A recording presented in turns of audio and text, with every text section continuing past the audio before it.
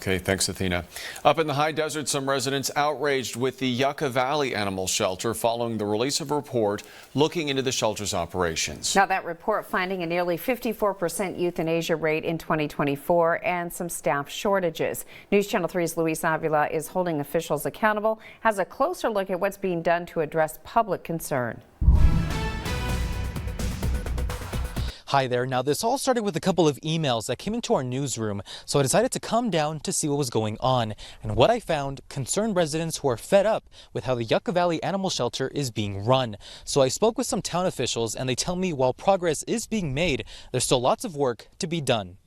We're tired of it. Susan Hearing is a volunteer rescue trapper, recovering pets that have wandered astray. When a dog gets brought into the shelter, it's really important that there's communication with the owner so that they can be reunited with the owner promptly. She says that's one of the things the Yucca Valley Animal Shelter is failing to do, causing uproar amongst the public for months. Community picked up the pace in early January and have been coming to town council meetings ever since. I went into the shelter to get some answers, but was directed to town hall, where I sat down with town manager Curtis Yakimo.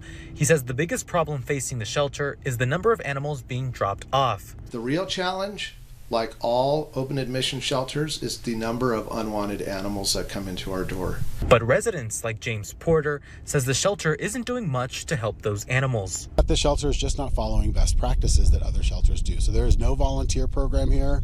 There is no foster program. There's very little community outreach from this shelter. I spoke with these residents earlier today, and their concerns were more, they're not seeing any willingness to change on the part of the shelter, and they say a lot of their practices are either outdated, or if you look online, there really aren't any updates in terms of animals that are being listed for adoption. And what do you have to say to those concerns and to those things that people have seen? So with respect to treatment of animals, every case that the shelter staff deals with has its own set of factors. Is our data systems at the Yucca Valley Animal Shelter adequate? Absolutely not.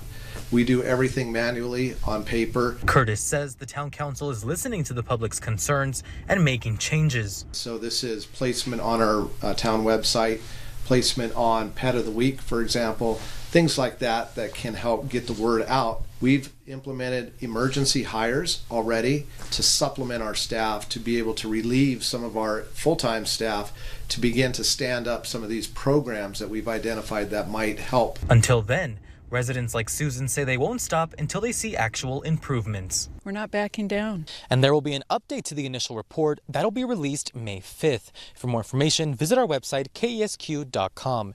In Yucca Valley, Luis Avila, News Channel 3.